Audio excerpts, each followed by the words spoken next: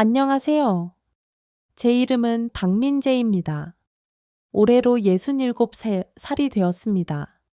제 인생의 황홍이에 이렇게 롤러코스터 같은 격변이 찾아올 줄은 꿈에도 몰랐습니다. 특히 아들 내외와 함께 살게 될 줄도 모르고 그들과 이렇게 마음속 깊은 곳까지 골마 들어가는 갈등을 겪게 될 줄은 더더욱 상상조차 하지 못했습니다. 모든 것이 마치 거센 소용돌이처럼 제 삶의 평온을 앗아가며 순식간에 일어났습니다. 제 유일한 아들 준호가 어느 날 밤늦게 지친 얼굴로 저를 찾아와서는 떨리는 목소리로 자신의 힘든 상황을 고백하더군요. 아버지, 요즘 서울의 집값이 너무 치솟아서 전세 보증금 마련이 정말 힘듭니다. 저희 어린 손주 얼굴을 생각해서라도 당분간만이라도 아버지의 이 오래된 보금자리에서 저희 부부가 좀 살아도 될까요? 곧 집을 구해 나갈게요. 그 말을 들었을 때 제 마음은 마치 잔잔한 호수에 크고 무거운 돌멩이가 던져진 것처럼 복잡하게 파묻혔습니다. 한편으로는 사랑하는 아들, 며느리, 그리고 귀여운 손주와 함께 지낼 수 있다는 형언할 수 없는 기쁨과 벅차오름이 밀려왔지만 다른 한편으로는 평화롭고 조용했던 제 노년의 일상에 대한 불안감과 걱정이 그림자처럼 길게 드리웠습니다. 하지만 그때는 그저 힘든 아들의 어깨를 감싸 안고 돕고 싶은 부모의 본능적인 마음, 희생하고 싶은 마음뿐이었습니다. 그래? 그럼 내 아들아, 얼마든지 와서 살아라. 아빠의 이 낡고 작은 집이 좋긴 하지만 같이 살면 되지. 네 가족이 편안하면 됐다. 아무 걱정 말고 들어와. 그렇게 준호와 며느리 지수, 그리고 어린 손주가 이사를 왔습니다. 처음 몇 달 동안은 정말이지 더할 나위 없이 행복했습니다. 매일 아침 식탁에서 준호의 활기차고 건강한 얼굴을 볼 수 있다는 것. 그것이 제 박민재에게 주어진 가장 큰 축복이고 소소한 행복인지 몰랐습니다. 며느리 지수도 처음에는 정말이지 친딸처럼 살뜰히 잘해줬습니다. 아침 일찍 일어나 제가 좋아하는 옛날 방식으로 만든 토속적인 반찬들을 특별히 정성껏 만들어 주기도 하고 힘든 집안일도 제가 말릴 틈도 없이 말없이 솔선수범해 도맡아 도와주곤 했습니다. 그 덕분에 제 삶은 다시 활기를 찾았고 이 보금자리는 오랜만에 웃음꽃이 피어났습니다. 하지만 그 깨지기 쉬운 행복은 안타깝게도 석 달을 넘기지 못했습니다. 시간이 흐르고 며느리의 태도는 마치 서서히 얼어붙는 겨울 강물처럼 조금씩 차갑게 변하기 시작했습니다. 처음에는 저도 그저 직장 생활하랴, 이제 막 기어다니기 시작한 아기를 돌보랴, 게다가 집안일 하랴, 얼마나 바쁘고 몸이 피곤할까 하고 스스로 애써 며느리의 입장을 긍정적으로 이해하려 노력했습니다. 그래서 저는 오히려 며느리에게 짐이 되지 않기 위해 더 조심스럽게 행동했고 제 방에 틀어박혀 있는 시간이 많아졌습니다.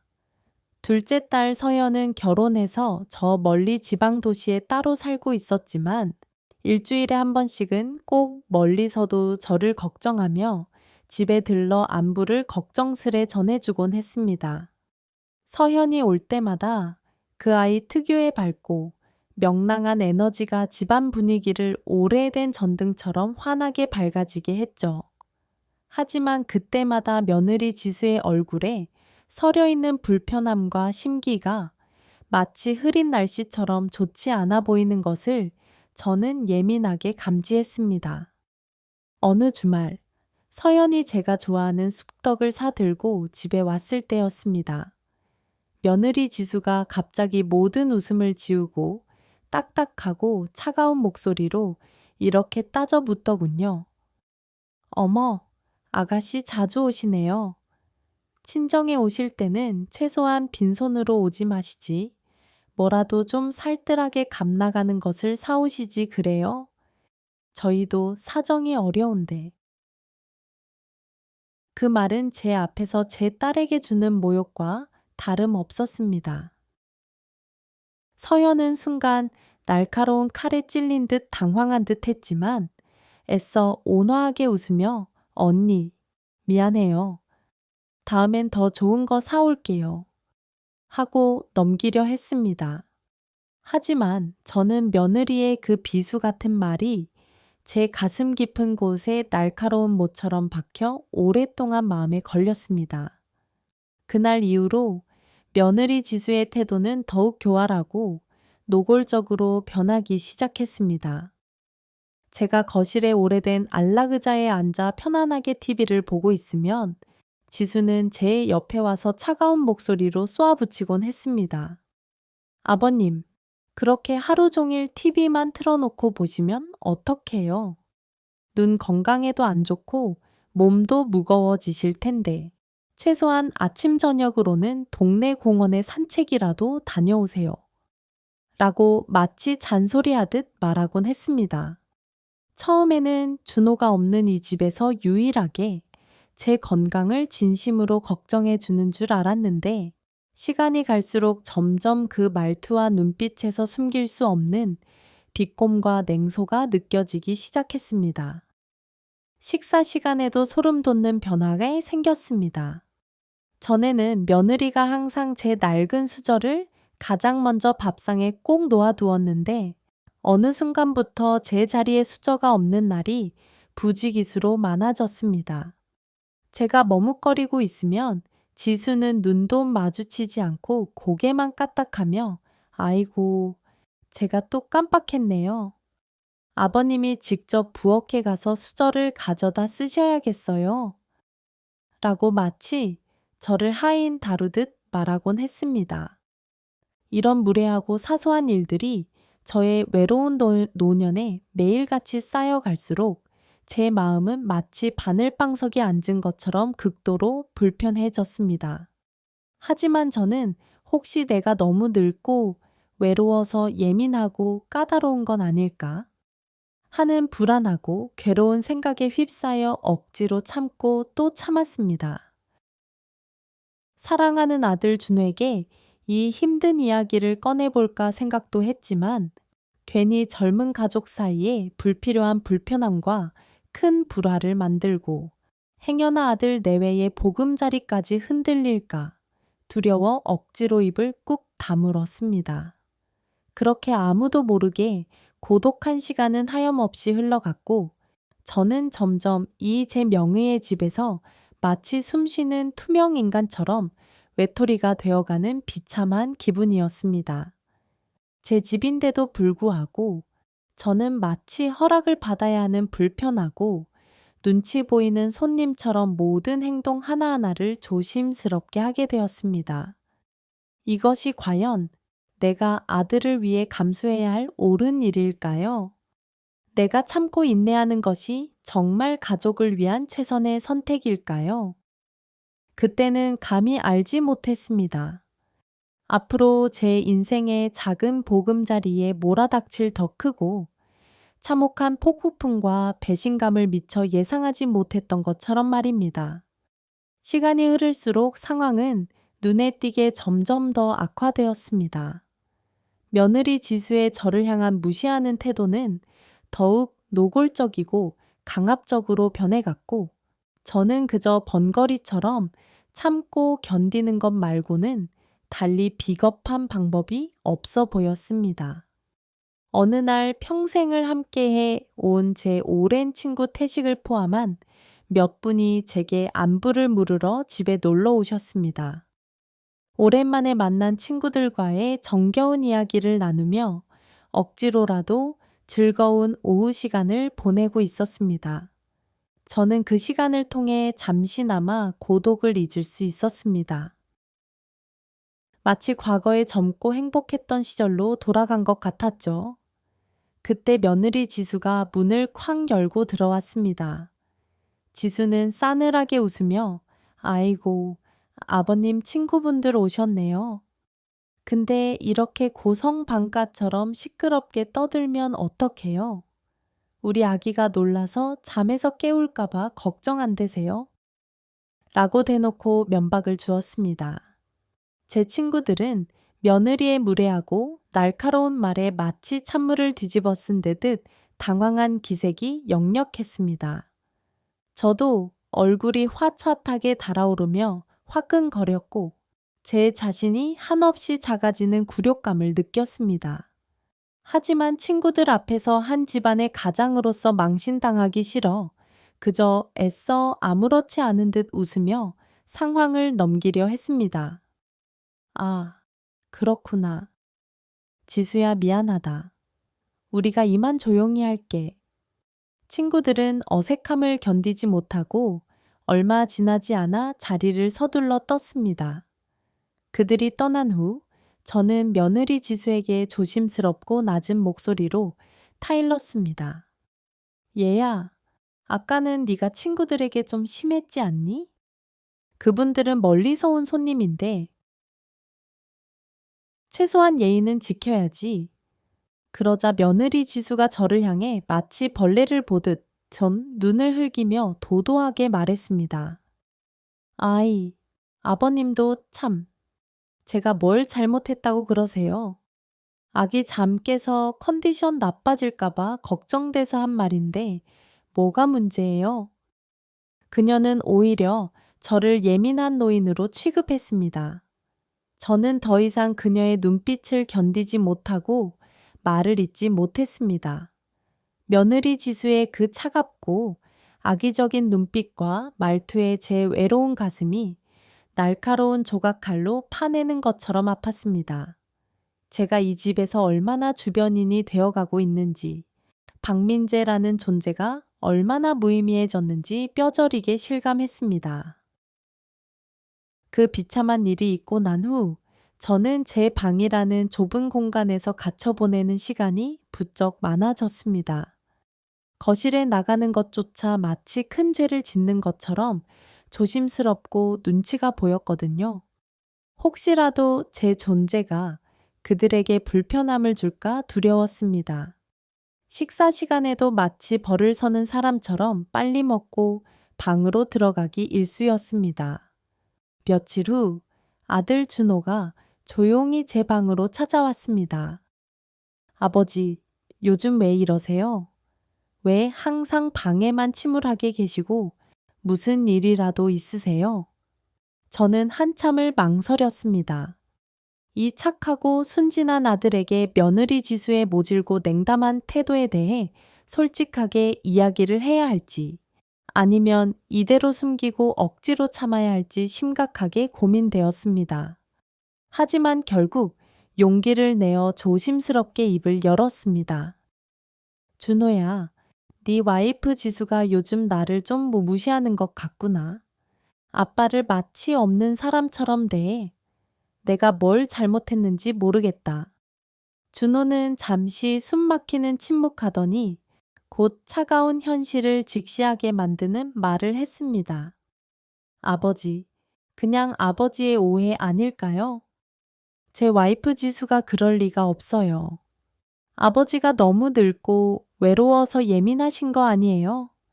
와이프는 요즘 육아 때문에 정말 힘들어요. 그 잔인하고 책임 회피적인 말을 듣는 순간 저는 마치 벼락이라도 맞은 것처럼 깊은 상처를 받았습니다. 세상에서 가장 믿었던 제 아들이 유일하게 제 편이 되어 줄 거라고 굳게 믿었던 제 아들이 저의 고통을 짓밟으며 저를 이해하지 못하고 있었습니다. 그래, 준호. 내 말이 맞을지도 몰라.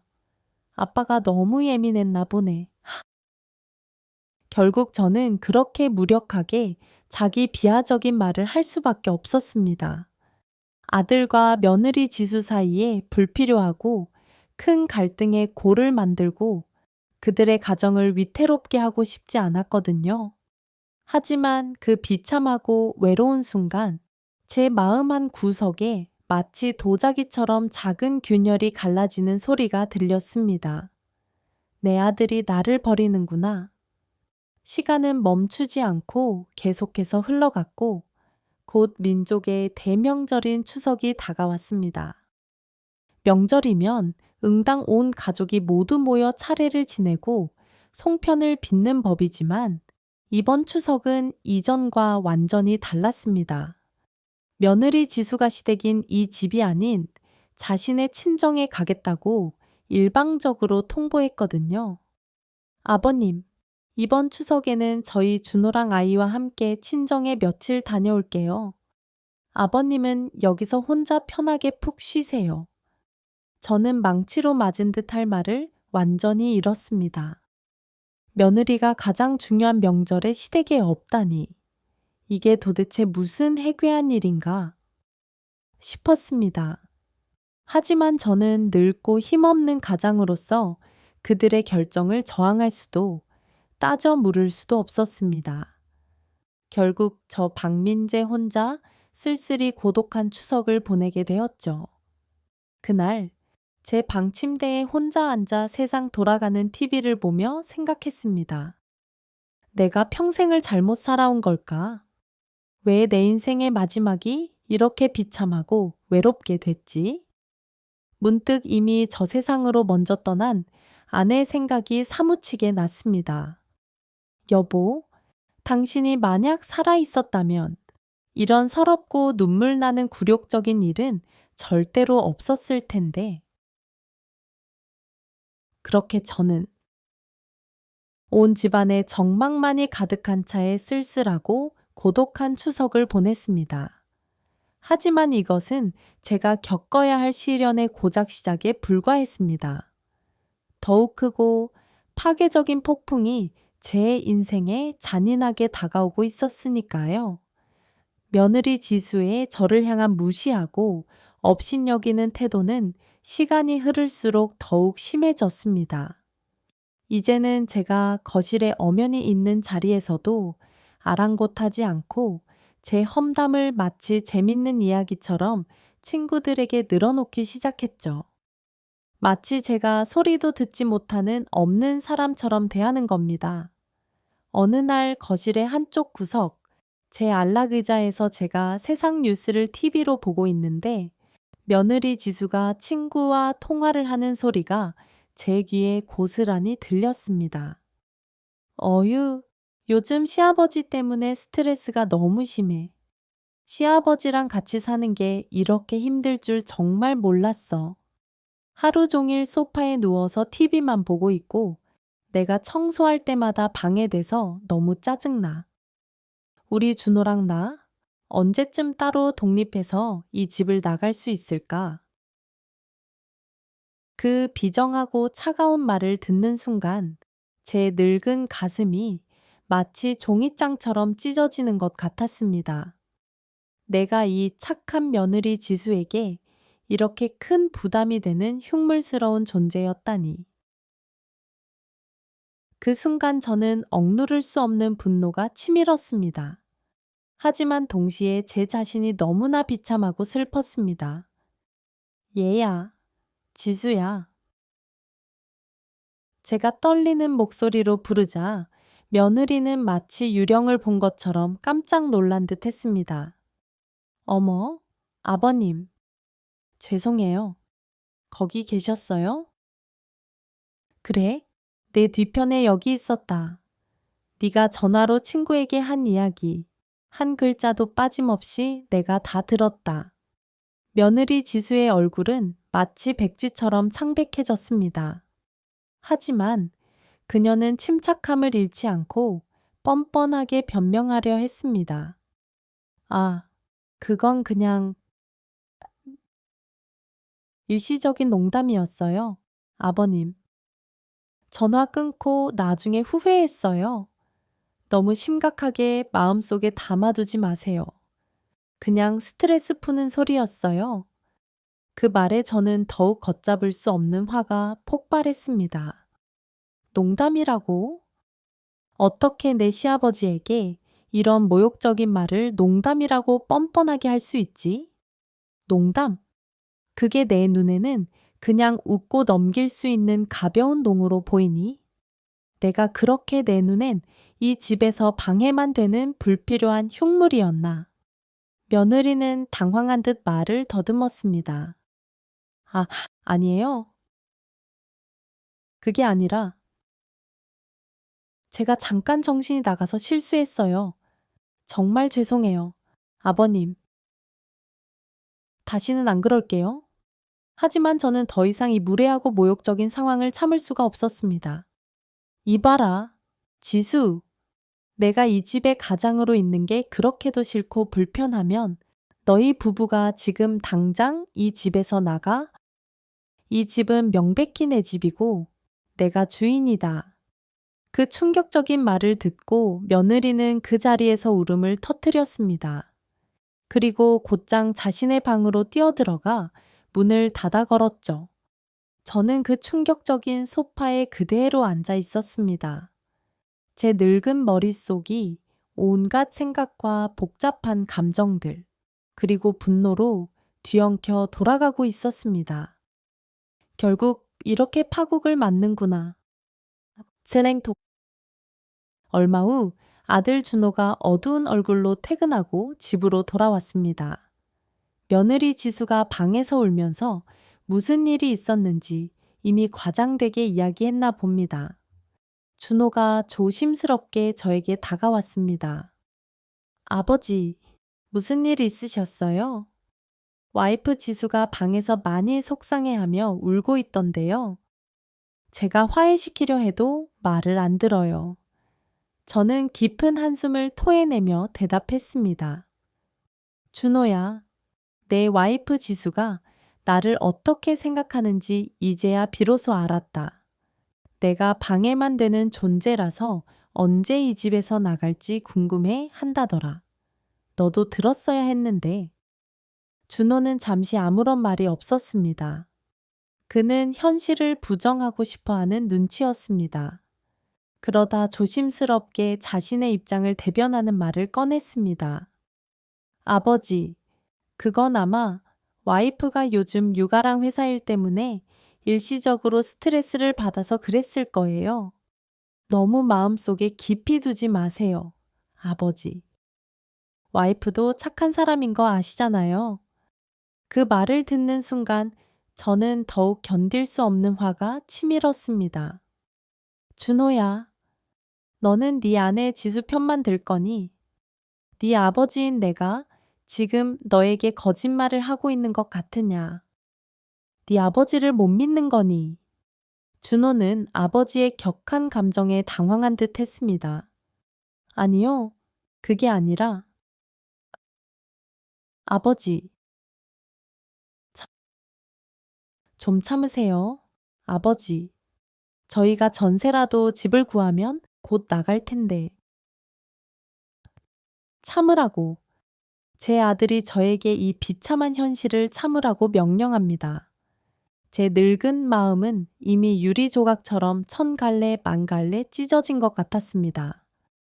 준호야, 너는 정말 내 아들이 맞니?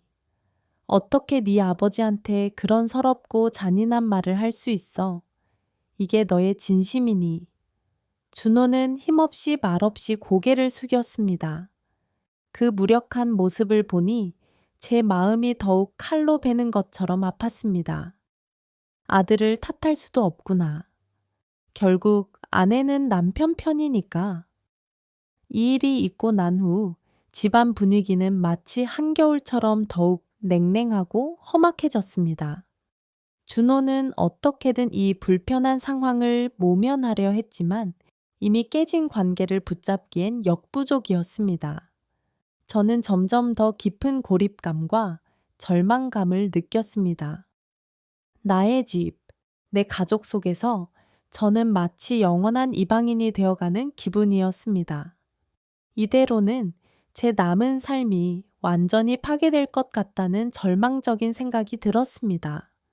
뭔가 근본적인 변화와 결단이 필요했습니다.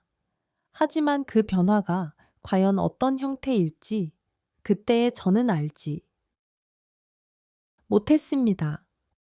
그 폭발적인 사건 이후로 집안 분위기는 차가운 얼음처럼 얼어붙었습니다. 식사 시간은 마치 살얼음판 위를 걷는 듯한 전쟁터 같았죠.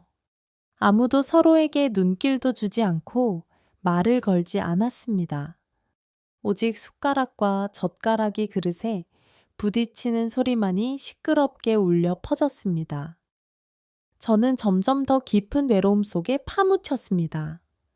어느 날 저를 걱정하는 딸 서연이 불쑥 예고 없이 집에 놀러 왔습니다. 서연은 항상 태양처럼 밝고 긍정적인 아이였죠. 하지만 이달은 뭔가 달랐습니다. 아버지, 무슨 일 있으세요? 요즘 얼굴이 너무 어두우세요. 전에 오빠가 이사 왔을 때보다 더 안 좋아 보이세요. 저는 애써 밝게 대답하려 노버력했습니다. 아니다. 서연아. 별일 없어. 그냥 아빠가 나이 들어서 그런가 보다. 너는 잘 지내니? 하지만 서연은 쉽게 넘어가지 않았습니다. 딸의 날카로운 직감은 모든 것을 눈치챈 듯 했습니다. 아버지, 저한테 솔직하게 말씀해 주세요. 뭔가 심각한 일이 있는 것 같아요. 저도 아버지께 죄책감이 들어요. 결국 저는 모든 것을 숨김없이 털어놓았습니다. 며느리 지수의 무시하는 태도, 아들 준호와의 단절된 갈등, 제가 매일매일 느끼는 외로움과 고독까지. 서연은 금세 눈물을 글썽이며 아버지의 이야기를 듣고 있었습니다. 아버지, 제가 그동안 아버지를 외롭게 만든 걸 몰라서 너무 죄송해요. 제가 좀 더 자주 찾아와 보고 오빠 부부에게도 신경을 쓸 걸 그랬어요. 제가 너무 이기적이었어요. 서연의 따뜻하고 진심 어린 말에 제 마음도 덩달아 걷잡을 수 없이 아팠습니다. 아니다. 서연아. 내 잘못 아니야. 너는 시집 가서 네 살림하기도 바쁘고 힘들 텐데 뭘? 신경 쓰지 마라. 서연은 잠시 깊은 생각에 잠기더니 결연한 표정으로 말했습니다. 아버지, 결심했어요. 이 집이 아버지께 불편하시다면 우리 집으로 오세요. 저희랑 같이 사시면 어떨까요? 제가 아버지를 따뜻하고 편안하게 모실게요. 제가 오빠보다 훨씬 잘해드릴게요. 그 순간 제 가슴이 뭉클하게 벅차올랐습니다. 하지만 저는 단호하게 고개를 저었습니다. 고맙다. 서연아.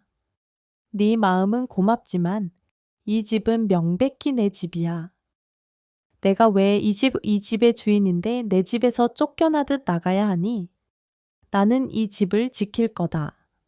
서연은 아버지의 완강함과 자존심을 이해하고 더 이상 뭐라 말하지 못했습니다. 그저 제 차가운 손을 자신의 두 손으로 꼭 잡아주며 위로해 주었죠.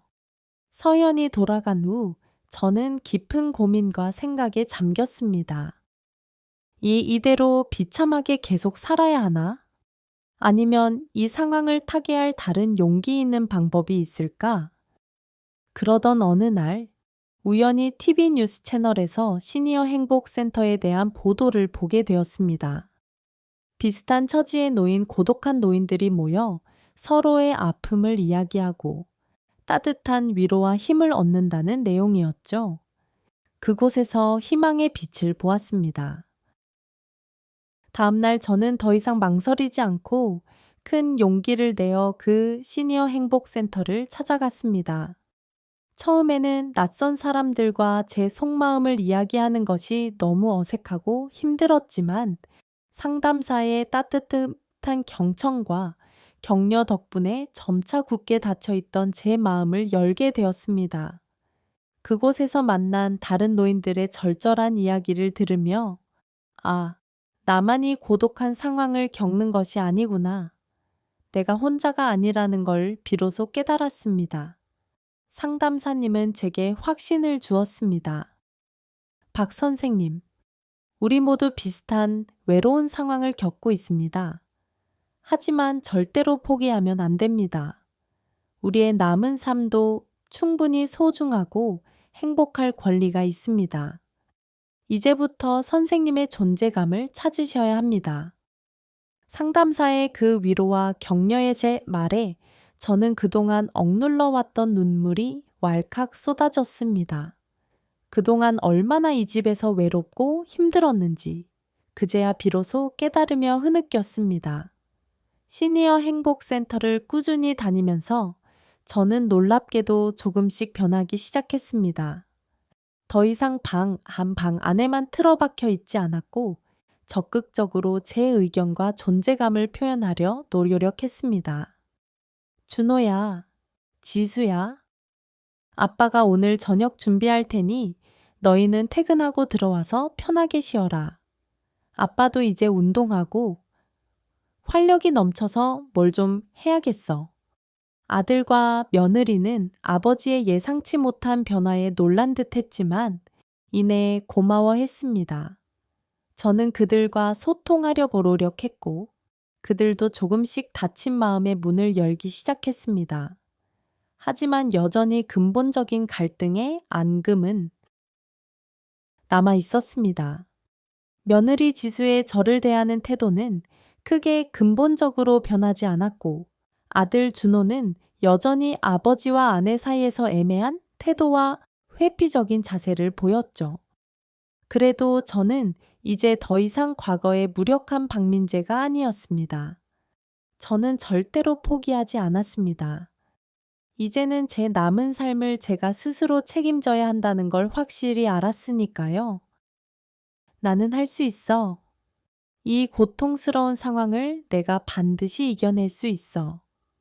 매일 아침 거울을 보며 저 자신에게 굳게 다짐했습니다. 그리고 그 굳은 다짐은 조금씩 현실로 변모되어 갔습니다. 하지만 아직 제가 가야 할 고독의 길이 멀었습니다.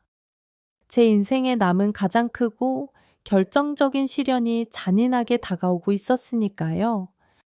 어느 해 제 생일이었습니다. 아침부터 가슴 한 구석이 돌덩이처럼 묵직했지만 작년 이맘때쯤 아내가 미역국을 끓이고 있었을 텐데 이제는 그런 따뜻한 일도 제게는 없습니다. 아침 식사 시간 며느리 지수가 아무렇지 않은 덤덤한 표정으로 말했습니다. 아버님, 오늘 제가 친구들이랑 백화점에 약속이 있어서 늦게 들어올 것 같아요.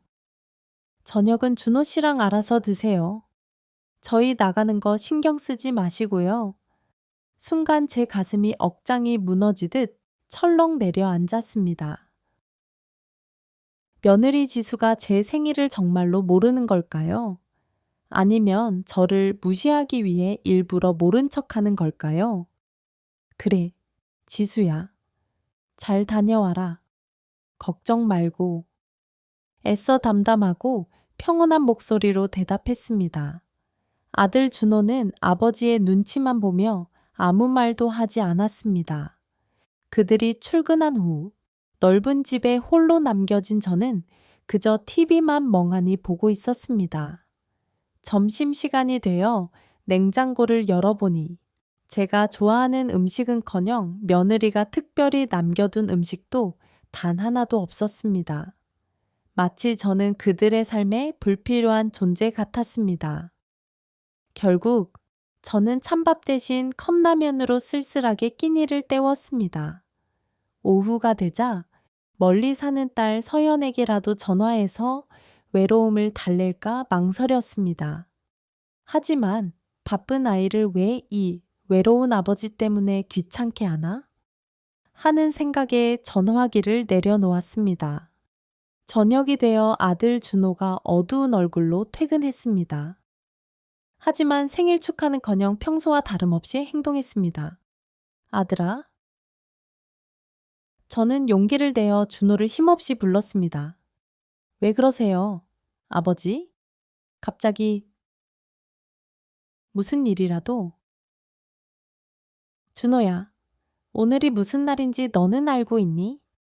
준호는 잠시 어색하게 생각하더니 이내 눈을 동그랗게 뜨며 놀란 듯 말했습니다. 아, 맞다. 아버지 생신이시죠? 아, 정말 죄송합니다. 아버지, 제가 그 중요한 걸 깜빡했어요. 회사 일이 너무 바빠서 정신이 없었어요. 그 잔인한 말을 듣는 순간 제 마음이 와르르 무너져 내렸습니다. 너는 네 아버지의 생일도 잊어버리는구나.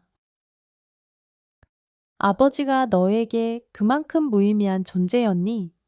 너무 서럽다. 준호야. 아버지, 정말 죄송합니다. 요즘 제가 회사 일이 바빠서 경황이 없었어요. 내 와이프 지수도 내 생일을 몰랐던 거니? 나간 걸 보면 몰랐던 것 같은데. 준호는 대답을 한참 망설였습니다. 그 불안한 모습을 보니 며느리 지수가 저를 무시하려고 일부러 모른 척한 것 같다는 확신이 들었습니다. 아들아, 나 요즘 이 집에서 많이 힘들다. 드디어 제 마음속 깊은 곳에 응어리진 고통을 준우에게 눈물로 털어놓았습니다. 내 와이프가 나를 없는 사람처럼 무시하는 것 같아 내가 이 집에서 그냥 귀찮은 존재가 된 것 같고 내 존재가 너무 비참하다. 준호는 잠시 숨 막히는 침묵하더니 냉정하게 입을 열었습니다. 아버지, 그건 혹시 아버지 마음의 문제 아닐까요? 와이프 지수가 일부러 그러는 건 아닐 거예요. 아버지가 먼저 너무 벽을 치시는 것 같아요. 와이프도 힘든 거 아시잖아요. 그 무자비한 말에 제 가슴이 너무나 아팠습니다. 제 아들은 제 편이 되어 주기는커녕 저를 이해하려 하지도 저의 외로움을 공감하려 하지도 않았습니다. 그래? 준호, 네가 보기엔 그렇구나. 하지만 네 아버지인 난 지금 매일매일이 지옥 같다. 이 집에서 혼자 외톨이 된 것 같고 숨 쉬기도 힘들어. 마치 갇힌 것 같아. 아버지, 그냥 좀만 더 참으세요. 저희가 집 구해서 나갈 테니 시간이 지나면 곧 나아질 거예요. 저도 노력하고 있어요. 준호의 그 책임 회피적인 말에 더는 이 비정한 아들과 할 말이 없었습니다. 제 아들은 저를 끝까지 이해하지 못했고 며느리 지수는 제 생일에 친구들과 어울려 외출하고 있었습니다. 나는 정말 버려졌구나. 방으로 돌아와 침대에 몸을 뉘었습니다. 눈물이 주르륵 베개를 적시며 흘렀습니다. 여보, 당신이 지금 하늘에서 이 모습을 보고 있다면 얼마나 속상하겠소. 당신과 함께 지은 이 집에서 우리 준호가 이렇게 차갑게 변해버렸네. 혼잣말을 중얼거리다 저는 결국 서럽게 잠이 들었습니다. 따뜻한 생일 케이크도 사랑하는 사람들의 축하 노래도 없이 그렇게 제 고독한 생일이 처참하게 지나갔습니다. 며느리 지수의 저를 대하는 태도는 그 이후로 더욱 악화되었습니다. 이제는 노골적으로 저를 무시하고 업신여기기 시작했습니다. 어느 날 아침 제가 거실에 오래된 안락 의자에 앉아 신문을 보고 있을 때였습니다. 며느리 지수가 시끄러운 청소기를 들고 나왔습니다. 아버님, 죄송하지만 좀 비켜주시겠어요? 지금 이 거실을 청소할 거예요. 아기가 곧 깰 시간이거든요. 척, 아내의 그래? 지수야? 잠깐만. 일어날게. 저는 신문을 황급히 접고 일어나려 했습니다. 그런데 며느리는 제가 완전히 일어나기도 전에 거침없이 청소기를 제 주변으로 밀기 시작했습니다. 시끄러운 청소기가 그만 제 발에 세게 부딪혔습니다. 아, 미안해요. 아버님, 발 좀 얼른 치워주시면 안 돼요? 제가 청소하잖아요. 왜 안 치우세요? 며느리 지수의 말투는 단 한치의 미안함이라곤 찾아볼 수 없는 오히려 짜증 섞인 공격적인 투였습니다.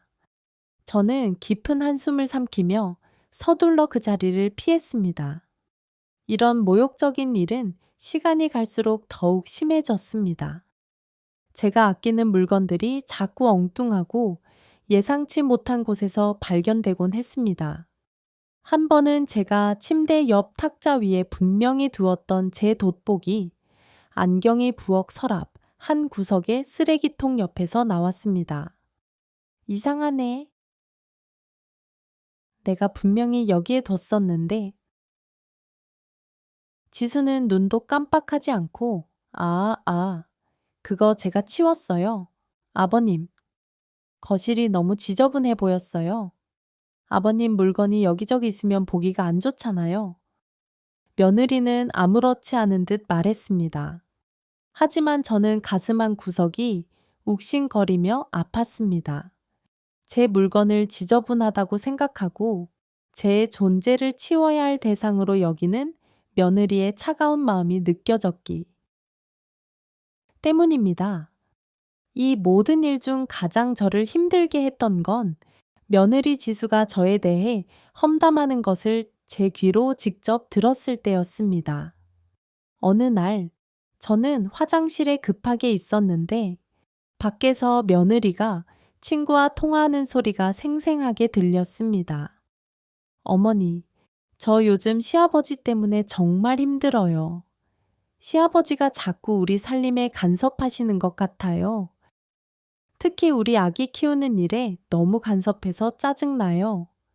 우리 준호랑 저 언제쯤 독립해서 이 집을 나갈 수 있을까요? 그 소름 끼치는 말을 듣는 순간 오는 몸의 힘이 스르륵 빠졌습니다. 내가 언제 그들의 살림에 간섭했다 그러는 걸까? 나는 그저 조용히 내 방에서 투명인간처럼 지내려 노력했을 뿐인데. 또 다른 날에는 제가 점심 식사를 쓸쓸하게 하고 있을 때였습니다. 며느리가 직장 동료와 통화하는 소리가 들렸습니다. 그래? 나 지금 집이야. 시아버지 밥 차려주느라 나가서 점심도 못 먹고 발목 잡혀 있어. 너무 짜증나서 미치겠어. 저는 쥐고 있던 숟가락을 탁 하고 소리내며 내려놓았습니다. 내가 며느리 지수의 발목을 잡고 있다고 생각하는 걸까? 나는 단 한 번도 지수에게 밥을 차려달라고 요구한 적이 없었는데, 이런 억울하고 모욕적인 일들이 계속되면서 저는 점점 더 작아지며 움츠러들었습니다. 방에서 나오는 것조차 마치 도둑처럼 조심스러워졌습니다. 혹시라도 며느리 지수의 눈에 띄어 또다시 귀찮은 존재로 여겨질까봐 두려웠기 때문입니다. 하지만 인간의 인내심에는 분명한 한계가 있는 법입니다. 어느 날 저는 더 이상은 이 비참함을 참을 수 없다고 강하게 느꼈습니다. 그날도 평소와 다름없이 아침 식사를 쓸쓸하게 하고 있었습니다. 갑자기 며느리 지수가 저를 노려보며 신경질적으로 말했습니다. 아버님, 이제 식사하실 때 좀 조용히 하실 수 없나요? 음식 씹는 소리가 너무 크세요. 아침부터 불쾌해요. 순간 제 안에서 억눌려 있던 화가 폭발하듯 치밀었습니다. 하지만 저는 마지막 남은 이성으로 꾹 참고 대답했습니다. 알겠다. 지수야. 조심할게. 그리고 그날 저녁, 아들 준호가 퇴근하고 돌아왔을 때 저는 준호를 단호하게 불렀습니다. 준호야, 잠깐 이야기 좀 하자. 아주 중요한 일이다. 내 인생이 달린 문제다. 네, 아버지. 무슨 일이세요? 심각해 보이시네요. 또 와이프 때문이세요? 저는 깊은 한숨을 내쉬고 참았던 말을 이었습니다. 준호야, 내 와이프 지수 때문에 아버지는 너무 힘들구나. 더 이상 견딜 수가 없어. 더 이상은 아냐. 준호의 표정이 순간 내 돌처럼 굳어졌습니다. 무슨 말씀이세요? 아버지? 또 무슨 일로 이러시는 건가요? 제발 그만 좀 하세요. 네 와이프 지수가 나를 계속 무시하고 업신여겨. 내 물건을 함부로 다루고 내가 엄연히 있는 자리에서 버젓이 험담을 하기도 해. 나 이제는 정말이지 더 이상 이 집에서 못 살겠다. 너희가 나가야겠어. 준호는 잠시 길고 긴 침묵하더니 마치 현실을 외면하듯 또 냉정하게 입을 열었습니다. 아버지, 그건 분명 아버지의 오해 아닐까요? 와이프 지수가 그럴 리가 없어요. 아버지가 지어내시는 거죠. 왜 자꾸 가정을 흔드세요? 그 말을 듣는 순간 제 심장이 갈기갈기 찢어지는 것 같았습니다. 네가 그렇게 생각한다면 나는 더 이상 너와 할 말이 없구나. 난 네 아버지야. 내 아들이 나를 거짓말쟁이 취급하는구나. 아니, 그게 아니라 아버지, 좀만 더 참으세요. 저희가 곧 대출해서 집을 구할 거예요. 한두 달만 참아주세요. 참으라고? 얼마나 더 이 모욕을 참으란 거니? 난 이미 인내심의 한계를 넘었어. 네가 네 아버지의 고통을 조금이라도 알았다면 그런 말 못해. 준호는 무력하게 고개를 숙였습니다. 아버지, 죄송합니다. 하지만 정말 저희에게 더 시간을 주세요. 저희도 노력하고 있어요. 저는 더 이상 이 비극적인 상황에 대해 말문이 막혔습니다. 제 아들은 여전히 저의 외로운 고통을 이해하지 못하고 있었습니다. 오직 아내의 편만 들 뿐 아버지의 고통은 끝까지 잔인하게 외면하고 있었습니다. 그 숨 막히는 순간 저는 결연하게 결심했습니다. 더 이상은 이렇게 무의미하게 살 수 없겠구나. 이대로 가다가는 내 자존심이 완전히 파괴되고 무너질 것 같았습니다. 내 남은 생은 내가 지켜야 해. 알겠다. 준호. 내 생각이 그렇다면 나는 더 이상 너희와 할 말이 없구나. 내일 아침 너희는 내 집에서 나가야 한다. 방으로 돌아와 누웠지만 한숨도 잠은 오지 않았습니다. 머릿속이 온갖 생각으로 복잡했습니다. 내가 너무 잔인한가? 하지만 내가 살기 위해선 이 방법밖에 없는데 밤새도록 고민하고 또 고민한 끝에 저는 드디어 결론을 내렸습니다. 이제는 근본적인 변화가 필요하다. 그리고 그 변화는 내가 직접 만들어내야 한다. 더 이상 그들의 눈치를 보며 비참하게 살고 싶지 않았습니다. 내일 아침 저는 그들에게 제 결정을 단호하게 알릴 것입니다. 이제 더 이상 물러설 곳은 없습니다. 아침이 밝았습니다. 어젯밤 내린 냉철한 결심 때문인지 한숨도 못 잤습니다. 하지만 이상하게도 제 마음은 마치 오랜 짐을 벗은 것처럼 편안했습니다. 더 이상 굴욕적인 삶을 참고 견디지 않기로 한 제 결정이 옳다고 느껴졌습니다. 아침 식사 시간이 되자 저는 준호와 며느리 지수를 단호하게 불렀습니다. 얘들아, 잠시 이야기 좀 하자. 아주 중요한 일이다. 오늘부로 너희들의 삶이 바뀔 거야. 두 사람은 영문을 모르겠다는 의아한 표정으로 저를 바라봤습니다. 무슨 일이세요? 아버지? 또 무슨 잔소리 하시려고? 준호가 불안하게 물었습니다. 저는 깊은 숨을 들이쉬고 마침내 떨리는 말을 이었습니다. 너희 둘 다 오늘부로 이 집에서 나가주면 좋겠다. 더 이상 너희 부부를 이 집에서 보고 싶지 않다. 네? 무슨 말씀이세요? 저희를 쫓아내시는 거예요? 준호가 충격을 받은 듯 큰 소리로 물었습니다. 며느리 지수는 눈을 동그랗게 뜨고 공포에 질린 채 저를 쳐다보고만 있었습니다. 더 이상은 이렇게는 살 수 없어. 내 집인데 내가 마치 주인 없는 집에 사는 이방인 같은 굴욕적인 느낌이다. 그래서 결심했어. 너희 부부가 이 집에서 나가주었으면 좋겠다. 하지만 아버지, 저희가 지금 어디로 가야 하는 거죠? 갑자기 아무 준비 없이. 그건 너희가 알아서 해. 집을 구할 때까지 친구 집에 머물든 당장 찜질방에 있든 그건 전적으로 너희의 선택이야. 나는 더 이상 신경 쓰지 않겠다. 준호는 너무 당황한 듯 말을 잇지 못했고 며느리 지수의 얼굴은 하얗게 창백해졌습니다. 그녀의 눈에는 절망감이 가득했습니다. 아버지, 갑자기 이러시면 어떡해요? 저희가 도대체 뭘 그렇게 잘못한 게 있나요? 저희는 아버지를 위해 노력했어요. 너희가 잘못한 게 아니야. 다만 우리가 함께 살기에는 서로 근본적으로 맞지 않는 것 같아. 특히 내 와이프 지수가 나를 무시하고 깔보는 태도.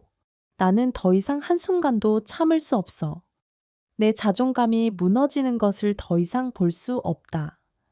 제 단호한 말을 들은 준호의 표정이 차갑게 굳어졌습니다.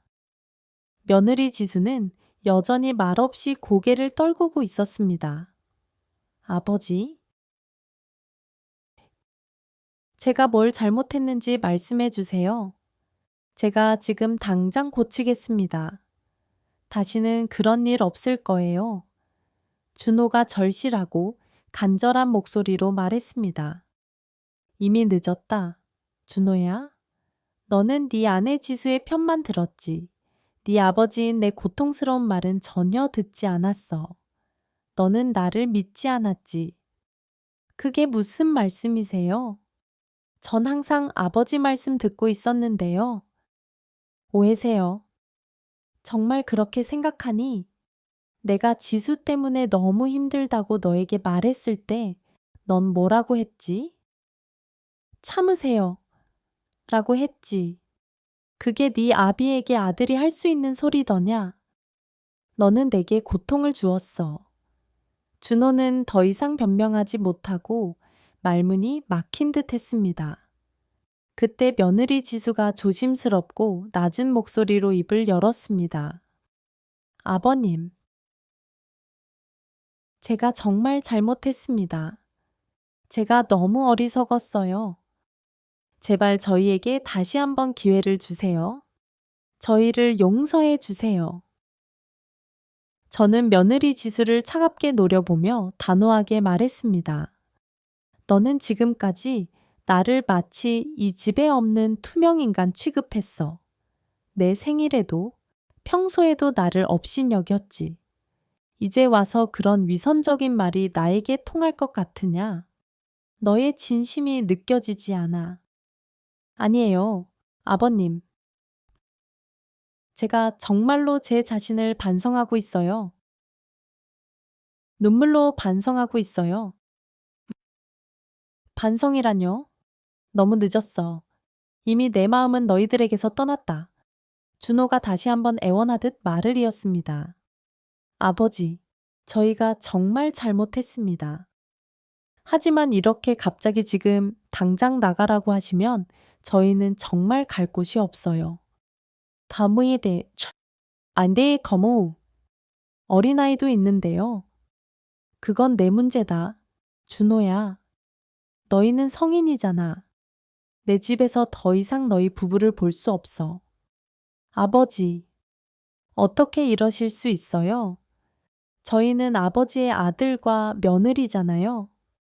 피를 나눈 가족이잖아요. 준호의 목소리가 점점 감정을 주체하지 못하고 커졌습니다. 가족. 그동안 너희가 나를 가족처럼 따뜻하게 대했니?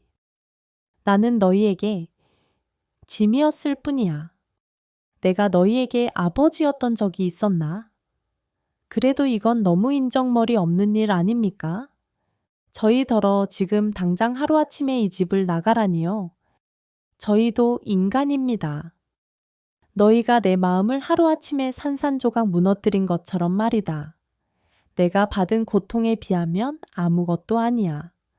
이제 준호도 폭발 직전인 듯 분노로 가득 찬 표정이었습니다. 아버지, 저희가 뭘 그렇게 잘못했다고 생각하세요? 저희의 노력을 봐주세요. 아버지 밥 해드리고, 빨래해드리고, 청소해드리고, 저희가 안 한 게 뭐 있어요? 저희도 최선을 다했다고 생각했어요. 그런 게 중요한 게 아니야. 너희는 내 외롭고 고통스러운 마음을 전혀 이해하지 못했어. 마음이 없는 봉사는 의미가 없어. 아버지 마음을 이해 못했다고요? 저희가 얼마나 아버지를 위해 노력했는지 아세요? 밤새 고민했어요. 노력? 무슨 노력을 했다고 그래? 나를 무시하고 내 물건을 함부로 다루고 내가 엄연히 있는 자리에서 버젓이 험담하는 게 너희가 말하는 노력이니 위선이다. 아버님, 그건 오해예요. 제가 언제 그랬다고 그러세요? 저를 마녀처럼 몰아가지 마세요. 오해? 내가 직접 내 귀로 들었어. 네가 친구랑 통화하면서 나 때문에 스트레스 받는다고 한 거. 내가 똑똑히 들었어. 나를 짐짝 취급했지. 며느리 지수의 얼굴이 부끄러움과 당혹감에 붉어졌습니다. 그녀는 더 이상 변명하지 못했습니다. 그건 제가 일시적으로 너무 힘들어서 그랬어요. 정말 죄송합니다. 용서해 주세요. 이제 와서 미안하다고 해도 소용없어. 너희는 오늘 당장 이 집에서 나가. 내 결정은 철회되지 않는다. 준호가 다시 한번 절규하듯 나섰습니다. 아버지, 제발 한 번만 더 기회를 주세요. 저희가 잘못했습니다. 앞으로는 절대 이런 일 없도록 저희가 맹세하겠습니다. 다시는 아버지께 상처 주지 않을게요. 아니, 이제 끝이야. 더 이상 너희와 함께 이 집에서 살 수 없어. 나는 결정했어. 내 남은 삶을 지키기로. 아버지, 하여튼 씨. 그럼 저희 보고 길거리에 난지라는 말씀이세요? 저희 갈 데가 없어요. 첨버대 저희에게 자비를 베풀어 주세요. 그건 너희가 알아서 할 일이다. 나는 더 이상 너희 사정에 상관하지 않겠어. 너희의 미래는 너희가 책임져라. 준호의 얼굴이 분노와 절망감에 불그락 푸르락 해졌습니다. 아버지, 이러시면 안 됩니다. 우리는 가족이에요. 가족끼리 어떻게 이럴 수 있어요? 도의적으로도 잘못된 일입니다. 가족? 그동안 너희가 나를 가족처럼 따뜻하게 대했니? 나는 너희에게 짐이었을 뿐이야. 저희가 뭘 그렇게 잘못했는지 모르겠어요. 아버지, 제발 이러지 마세요. 이 집이 저희의 전부예요. 며느리 지수가 울먹이며 애원했습니다. 더 이상 말해봤자 소용없어. 내 결정은 확고하다. 오늘 저녁까지 짐 싸서 나가. 지금 당장 짐을 싸기 시작해라. 아버지, 준호가 격분하여 소리를 질렀습니다. 이러지 마세요. 제발요. 우리 다시 잘해보면 안 될까요? 아버지가 원하시는 대로 다 하겠습니다. 저희를 믿어주세요. 늦었어. 내 결정은 절대로 변하지 않아. 이미 늦어버렸다. 며느리 지수가 결국 제 앞에 무릎을 꿇었습니다. 아버님, 제발요. 제가 잘못했습니다. 다시 한 번만 용서해 주세요. 저희를 버리지 마세요. 하지만 저는 단호하게 고개를 돌렸습니다. 일어나라. 그런다고 내 마음이 바뀌지 않아. 너희의 눈물에 속지 않겠다. 준호가 지수를 힘없이 일으켜 세웠습니다. 그의 눈에도 이제 서러운 눈물이 그렁그렁 고여 있었습니다. 아버지, 정말 이게 아버지의 마지막 말씀이신가요? 정말로 저희를 버리시는 건가요? 그래? 마지막이다. 더 이상 아무 말도 하지 마. 시간을 낭비하지 마라. 그럼 저희가 정말 이 집을 나가야 하나요? 당장이라도. 그래, 나가. 그것이 지금 우리 모두의 자존감을 지키는 가장 냉철하고 유일한 선택이다. 준호와 지수는 서로를 절망적으로 바라보았습니다. 그들의 눈에는 깊은 슬픔과 혼란이 가득했습니다. 아버지, 정말 이러시는 겁니까?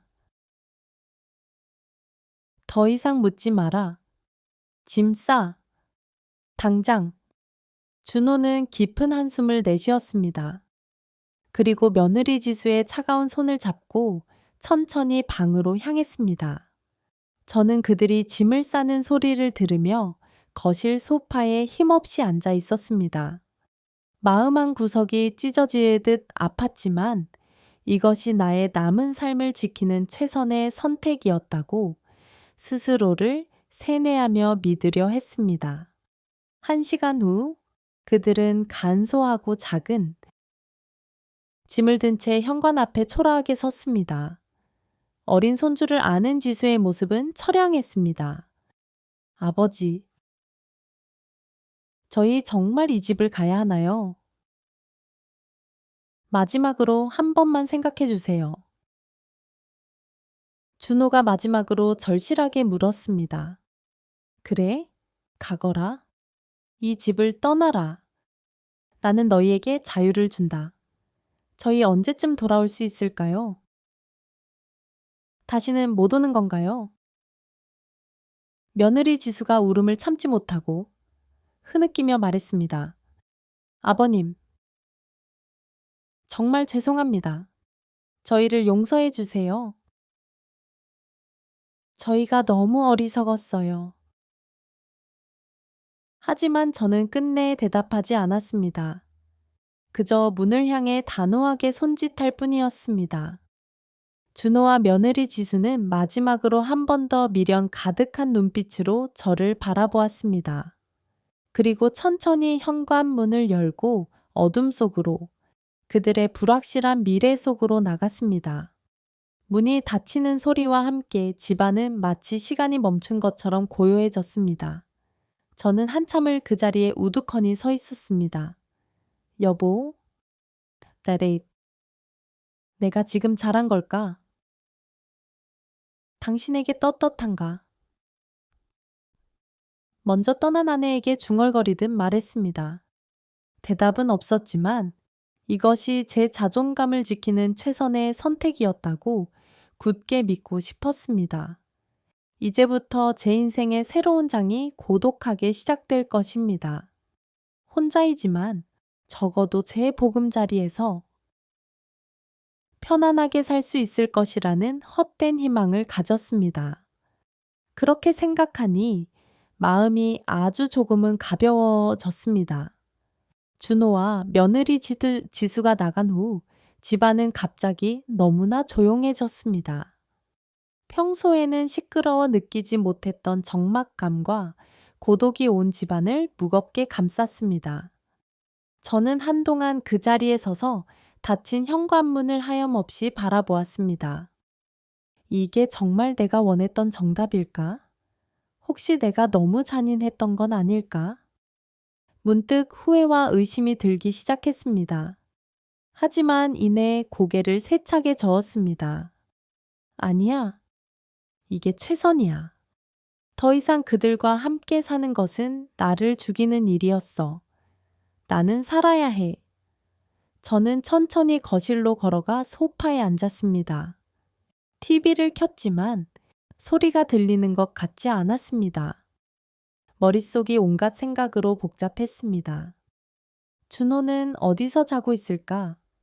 어린 손주는 그때 갑자기 전화벨이 시끄럽게 울렸습니다. 황급히 받아보니 딸 서연이었습니다. 아버지, 무슨 일 있으세요? 오빠 준호한테 전화가 왔는데 울면서 아버지가 자기들을 쫓아냈다고 말했어요. 아, 서연아. 저는 잠시 망설이다가 결국 모든 것을 털어놓았습니다.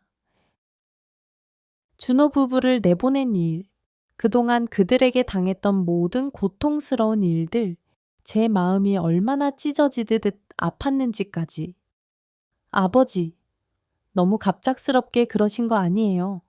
아무리 그래도 오빠 부부잖아요. 손주도 있는데. 서연의 목소리에는 깊은 걱정과 원망이 묻어났습니다. 너마저도 내 편은 안 들어주는구나. 너도 아빠를 버리는 거니? 아니에요. 아버지, 그게 아니라 제가 너무 걱정돼서요. 오빠랑 다시 이야기해 보시는 게 어떠세요? 걱정할 거 없다. 나 혼자서도 잘 살 수 있어. 너는 내 삶이나 잘 살아라. 다시는 전화하지 마라. 통화를 마치고 전화를 내려놓았습니다. 서연의 걱정 가득한 말이 자꾸만 제 머릿속을 맴돌았습니다. 정말 내가 너무 성급한 결정을 내렸던 걸까? 내가 너무 외골수였나? 밤이 깊어갔습니다. 평소 같으면 이 시간쯤 준호가 퇴근하고 들어올 때입니다. 며느리 지수가 시끄럽게 저녁 식사 준비를 하는 소리가 들릴 때죠. 하지만 지금은 그 어떤 따뜻한 소리도 생활의 소리도 들리지 않았습니다. 잠을 청해 보려 했지만 쉽게 잠들 수 없었습니다. 이불을 뒤척이다 결국 일어나 부엌으로 향했습니다. 물 한 잔을 따라 마시며 창밖의 칠흑 같은 어둠을 바라보았습니다. 여보, 내가 잘한 걸까? 당신이라면 어떻게 했을까? 다시 한번 먼저 떠난 아내에게 처절하게 중얼거렸습니다. 대답은 없었지만 왠지 아내라면 제 고독한 선택을 이해해 주었을 것 같았습니다. 그래? 당신도 나만큼 힘들었을 거야. 다음 날 아침, 평소와 다름없이 일어났습니다. 하지만 집안의 분위기는 완전히 달랐습니다. 아침 식사를 준비하는 며느리 지수의 모습도 TV를 보며 출근 준비를 하는 준호의 활기찬 모습도 없었습니다. 혼자 간단히 아침 식사를 마치고 거실에 앉아 있는데 문득 준호의 방이 눈에 들어왔습니다. 문을 열어보니 텅 비어 있었습니다. 침대도 옷장도 그들의 물건이 하나도 없는 빈 방. 그들이 정말로 제 곁을 떠나 가버렸다는 사실이 비로소 실감났습니다. 이제 정말 혼자구나. 이 넓은 집에서. 가슴 한 구석이 욱신거리며 아려왔습니다. 하지만 이내 마음을 다잡았습니다. 이게 내가 원하던 거야. 이제 편안하고 자유롭게 살 수 있어. 누구의 눈치도 보지 않고. 오후가 되자 갑자기 준우에게서 전화가 왔습니다. 아버지, 저희 짐 좀 마저 가지러 가도 될까요? 전셋집을 구했는데 짐이 필요해서요. 어제는 너무 경황이 없어서 다 못 챙겼어요. 저는 잠시 망설이다가 무덤덤하게 대답했습니다. 그래, 와라. 짐만 가지고 가거라. 말은 섞지 마. 1시간 후 준호와 며느리 지수가 도착했습니다. 그들의 얼굴은 며칠 밤을 새운 것처럼 피곤하고 초췌해 보였습니다. 특히 며느리 지수의 눈은 충혈되어 있었습니다. 아버지, 준호가 조심스럽게 말을 꺼냈습니다. 짐만 가지고 가거라. 불필요한 말은 하지 마. 더 이상 싸우고 싶지 않다. 며느리 지수는 눈물을 글썽이며 저를 바라보았지만 저는 끝내 고개를 돌렸습니다. 그들이 짐을 싸는 동안 저는 거실 소파에 앉아 가만히 있었습니다. 방에서 들려오는 짐 싸는 소리가 제 가슴을 아프게 후벼 팠지만 저는 이성을 잃지 않기 위해 끝까지 참았습니다. 짐을 다 싸고 나오는 그들을 보며 마음이 순간 흔들렸습니다. 하지만 이내 마음을 다잡았습니다. 다시 돌아가선 안 돼. 그럼 저희 가보겠습니다. 아버지. 잘 지내세요? 준호의 목소리가 떨렸습니다. 그래? 조심히 가거라. 너희의 삶을 살아라. 문이 닫히고 다시 숨막히는 고요함이 집안을 감쌌습니다. 그날 밤 저는 오랜만에 소주를 한 병 땄습니다. 텅 빈 집안의 정막을 바라보며 찬 소주잔을 홀짝 마셨습니다. 이제 정말 끝인가? 나는 이겨냈구나. 며칠이 지나고 고독한 일상이 조금씩 자리를 잡아갔습니다. 혼자서 밥을 해먹고 묵묵히 청소도 하고 TV를 보면서 시간을 보냈습니다. 하지만 가끔 문득 준호와 며느리 지수 그리고 손주 생각이 사무치게 났습니다. 그들은 잘 지내고 있을까? 힘들지는 않을까? 어느 날 동네 슈퍼마켓에 갔다가 우연히 이웃을 만났습니다. 아이고, 박 선생님. 요즘 자제분들 안 보이던데 어디 멀리 가셨나요? 같이 살림하시더니, 아, 그게? 잠시 따로 살고 있습니다. 일이 생겨서요. 이웃의 물음에 대충 얼버무리고 말았습니다. 하지만 그 말을 하는 순간 제 가슴이 저릿하게 아려왔습니다. 내가 가족을 쫓아냈다는 사실을 숨겨야 하는구나. 집에 돌아와 소파에 앉아 깊은 생각에 잠겼습니다.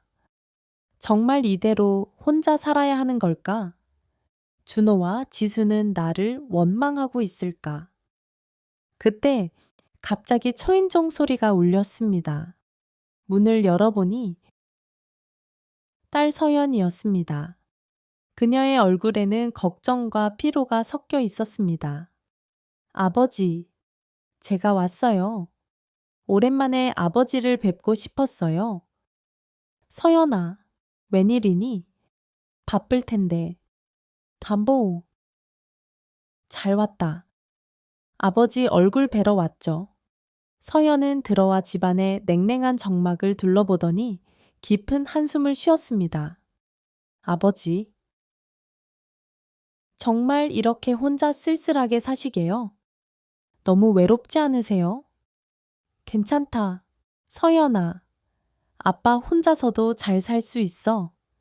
이젠 편하다.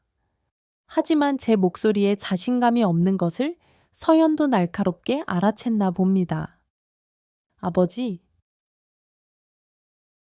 오빠 준호랑 다시 한번 얘기해 보시는 게 어떠세요? 오빠도 요즘 아버지께 정말 많이 후회하고 있고 지수 언니도 울면서 반성하고 있대요. 후회? 그럼 그동안 왜 그렇게 아버지를 모질게 대했는지 모르겠구나. 늦었지 않니?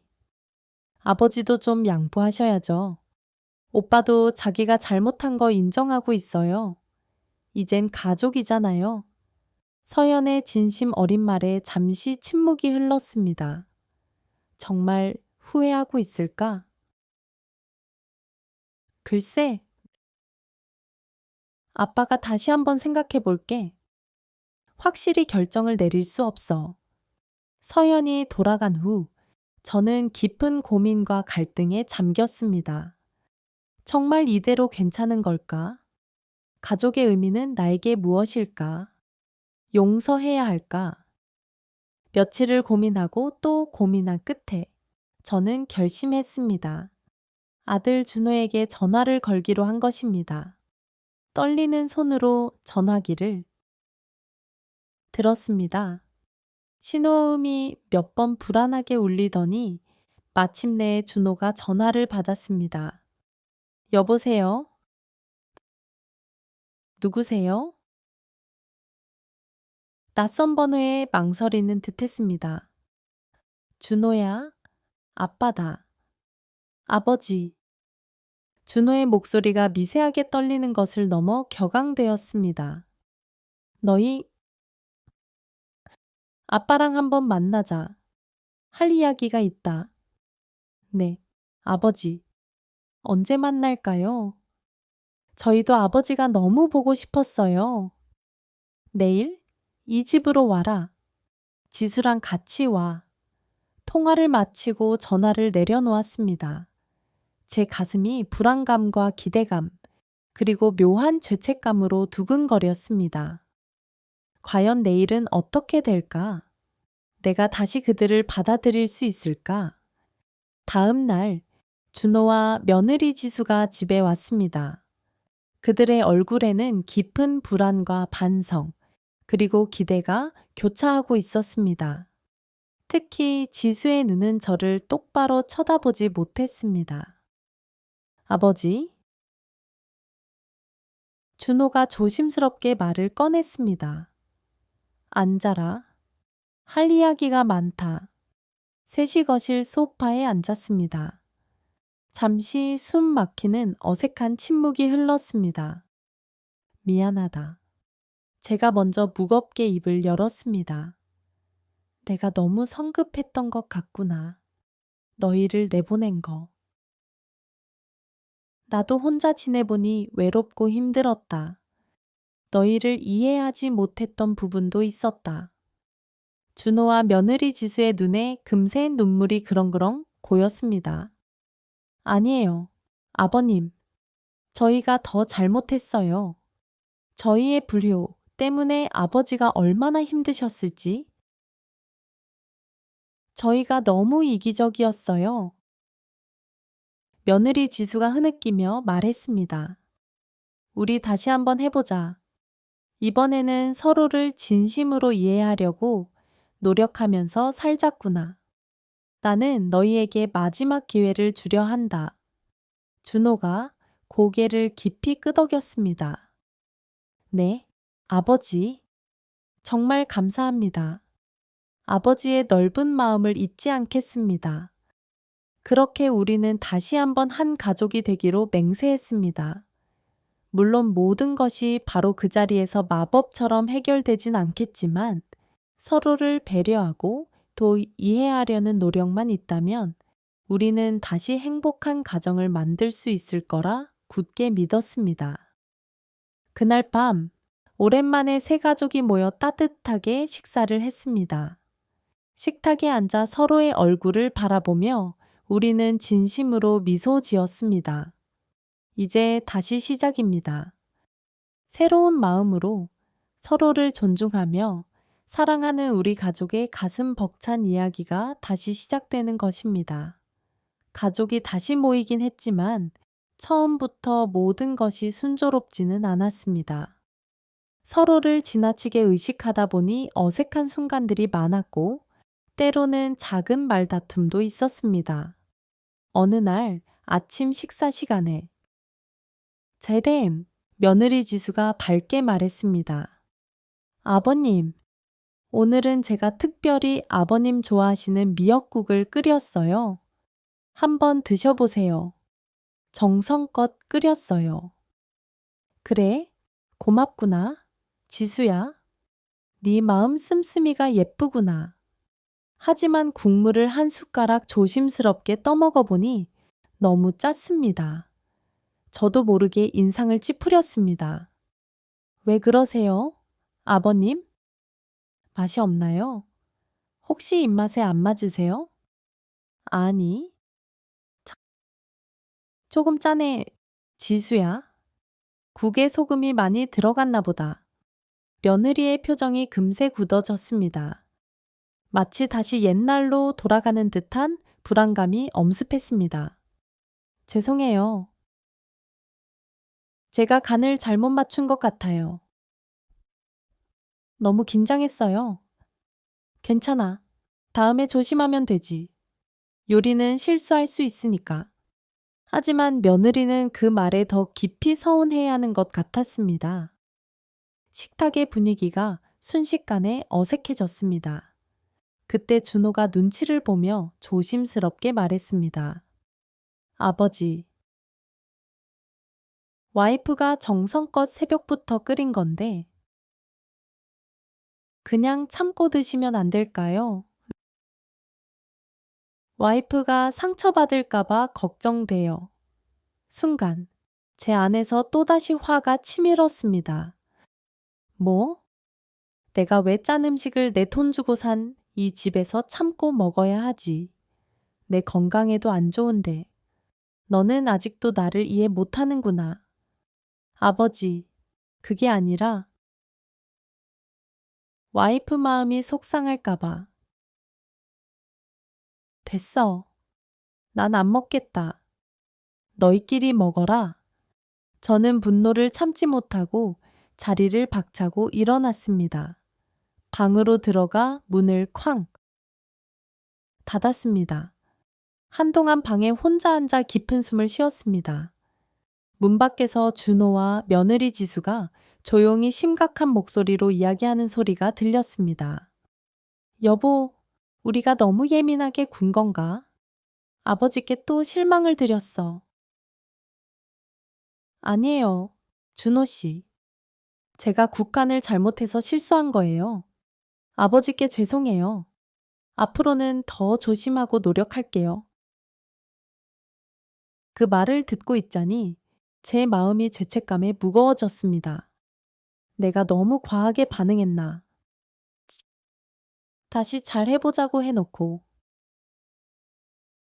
잠시 후 문을 두드리는 노크 소리가 들렸습니다.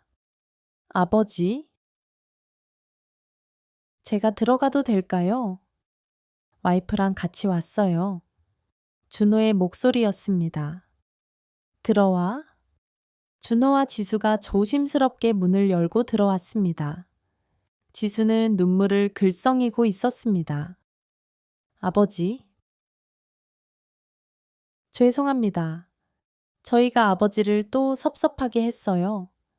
잘못했어요. 저희가 아직 많이 부족합니다. 나도 미안하다. 내가 너무 과민하게 반응했구나. 너희가 노력하는 걸 아는데. 늙어서 성격이 고약해졌나 보다. 아니에요. 아버지, 저희가 더 신경 썼어야 했는데 저희가 철이 없었어요. 우리는 서로를 바라보며 어색하지만 진심을 담아 웃었습니다. 아버지, 우리 다시 나가서 식사하실까요? 와이프 지수가 짠 국은 버리고 새로 국을 끓였어요. 그래, 그러자. 배고프네. 다시 식탁에 세 가족이 모였습니다. 며느리 지수가 새로 끓인 미역국을 조심스럽게 떠서 제게 건넸습니다. 그녀의 손은 미세하게 떨리고 있었습니다. 아버님, 이번엔 간을 정확히 조절했어요. 한번 드셔보세요. 제발 맛있으셔야 할 텐데요. 조심스럽게 한 숟가락 떠먹어 봤습니다. 이번엔 간이 딱 맞았습니다. 응. 이번엔 맞구나. 아주 맛있다. 지수야, 고맙다. 며느리 지수의 얼굴에 안도의 미소가 활짝 번졌습니다. 그녀는 눈물을 닦았습니다. 다행이에요. 아버님. 정말? 그 순간 우리 모두 진심으로 웃음을 터뜨렸습니다. 작은 일로 다투었다가도 다시 화해하는 과정을 통해 우리는 서로를 이해하고 존중하는 방법을 배우는 것 같았습니다. 이런 사소한 일들이 반복되면서 우리는 조금씩 서로를 이해하고 배려하게 되었습니다. 며느리 지수는 제 식습관과 취향을 더 세심하게 파악하려 노력했고, 저 또한 며느리의 진심 어린 노력을 인정하고 칭찬하곤 했습니다. 아들 준호도 크게 변화했습니다. 이제는 아내와 아버지 사이에서 중재자 역할을 훌륭하게 하려 노력했습니다. 아버지, 오늘은 제가 아버지께서 좋아하시는 갈비찜을 사왔어요. 제가 직접 따뜻하게 들게요. 같이 드시죠. 아버지, 와이프가 오늘 마트에서 좋은 고기 골랐어요. 오, 그래? 고맙구나. 준호야, 너희 덕분에 아빠가 호강한다. 며느리 지수도 함께 환하게 웃으며 말했습니다. 아버님, 제가 양념 좀 더 넣어서 아버님 입맛에 맞게 더 맛있게 조리해 볼게요. 옛날 방식대로요. 이렇게 우리는 조금씩 서로를 배려하고 이해하는 진정한 가족의 법을 배워갔습니다. 물론 여전히 가끔은 의견 충돌도 있었지만 이제는 그것을 대화와 웃음, 그리고 사랑으로 풀어나가는 방법을 알게 되었습니다. 어느 날 저녁, 온 가족이 거실에 앉아 텔레비전을 보며 이야기꽃을 나누다가 문득 저는 깨달았습니다. 이전에는 단 한 번도 느끼지 못했던 따뜻함과 평온함이 우리 보금자리에 가득해졌다는 것을. 여보, 당신 보고 있소. 우리 가족이 이렇게 다시 행복해졌소. 당신의 빈자리가 채워지는 것 같소. 마음속으로 먼저 떠난 아내에게 조용히 말했습니다. 그리고 옆에 앉아 있는 준호와 며느리 지수를 바라보며 미소 지었습니다. 이제야 비로소 진정한 가족의 의미를 깨달은 것 같았습니다.